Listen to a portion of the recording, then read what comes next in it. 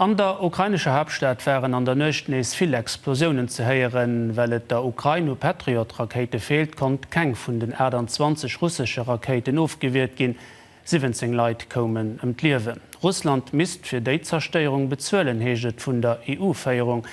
En anderem soll dat fir agefrore russsisch Gelder geschéien, weil der 1,4 Milliarden Euro gifir Kiew deblockéiert. Ma besonnech eng rezent russsisch Attack secht aktuell fir vill Opregung. Mit dozwer bei der internationalen Norrichten vum Timorise. Et ass eng dramatisch Szene, déi sech op eng ukrainsche Macht aufspielt. An der Stadt Kherson probéiert de Geméishändler fir un enger russischer Drohn, die manuell aus der Distanz gesteuert gëtt, ze flüchten. De Mann probéiert sech ze verstoppen. Drohn kënnt ëmmer nees hannen Drun. En explodéiert ze quasi nief de Mann. Dësen iwwerlieft mat Spittren ganze Kierper an enger Gehirnerschütterung. Den israelsche Premier Benjamin Netanyahu huet de Friedensplan vum amerikanische Präsident Donald Trump zurückgewiesen. De gesäit fir, dat Hamas komplett demilitariséiert gëtt an d'israelsche Armee sech aus der Gazastreif zurückzieht.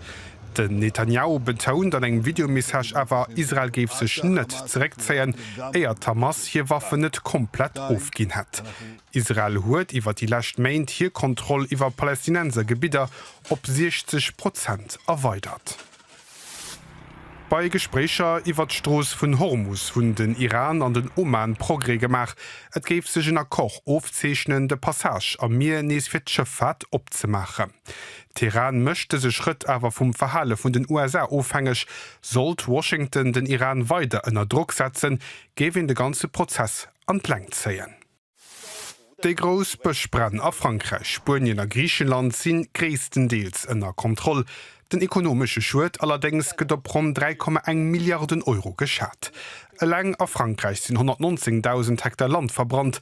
An der Region Gironde sinn op manst 40.000 Betrieber vun de Brenn betraff, do vun auch rund 19.000 Tieraktivitéit komplett misisten erstellen.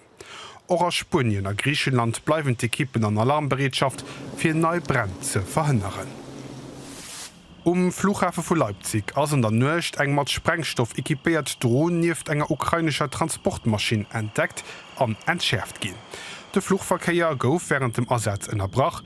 Zusätzlich mellen deitsch Medien, dat eng DHL-Maschine kurz um Start mat eng unbekannten Objekt kollidéiert wie, awer secher zu Hannover lande konnt. D'Ermittlunge läfen.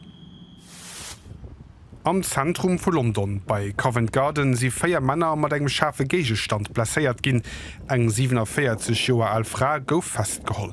Echten Erkenntnisse no geht Poli davon aus, dat den Tëschefall am Zusammenhang mat psychische Probleme steht.